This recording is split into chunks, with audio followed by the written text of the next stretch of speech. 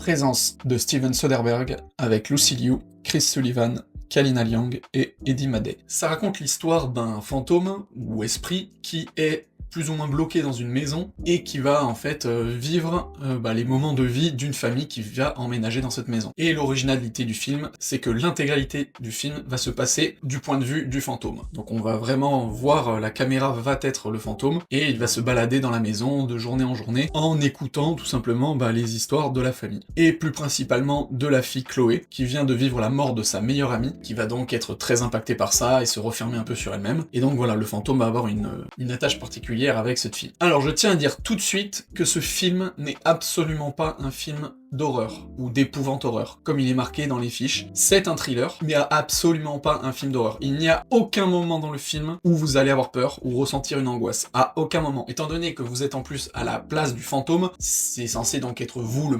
monstre, mais du coup même le fantôme ne fait rien d'horrible. D'ailleurs, si vous avez Canal, vous pouvez regarder In Violent Nature, qui est un petit film un peu série B, plus un slasher, où vous êtes à la place du monstre. Le film suit tout le temps le monstre. Mais là, ce film, non, ce n'est pas du tout un film d'horreur. Déjà, je vois les notes sur Allociné, la presse à 3,3 sur 5, ce qui est pas mal, et les spectateurs 2,8 sur 5. Et je pense qu'il y en a beaucoup qui ont été déçus du film, parce que justement, ils s'attendaient à de l'horreur. Et justement, c'est ça le truc important du film, c'est qu'en fait, c'est un thriller d'une famille, en fait. On nous raconte l'histoire d'une famille. Leurs problèmes, leur vie de couple, leur relation avec leurs enfants, la relation frères et sœurs. Et c'est que ça le film. Bien sûr, sous couvert de fantastique, parce qu'il y a vraiment un esprit qui est dans cette maison. Après voilà, la limite c'est que l'histoire elle est pas folle.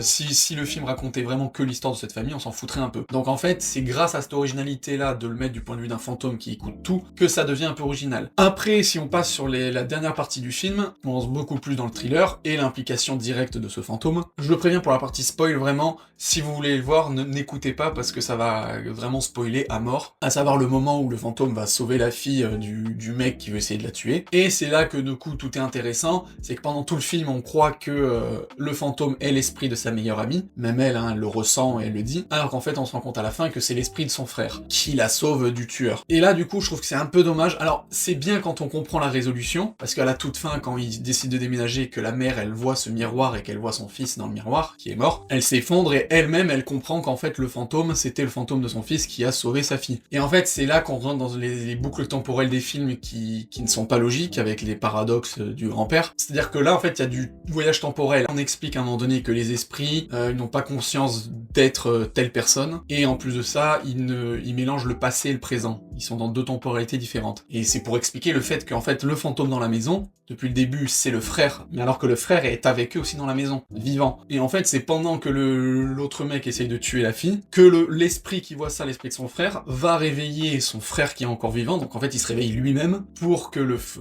frère aille du coup se jeter sur le méchant et que, ils se tuent tous les deux. Donc en fait, voilà, ce genre de paradoxe ne peut pas exister. Parce que si il s'était pas réveillé lui-même, il ne se serait pas réveillé, du coup sa sœur serait morte, et lui ne serait pas mort. En fait, le fantôme ne peut pas exister, je sais pas si vous comprenez, et moi c'est ça les problèmes que j'ai avec ça. Mais bon, mis à part ce côté des temporalités qui est toujours le même problème dans les films, quand on veut faire des voyages dans le temps, le film il reste intéressant. L'histoire de base, elle est pas folle, mais c'est la façon de le faire en fait, et l'idée qu'il y a eu derrière ça qui est originale et qui fait que le film vaut le coup au final.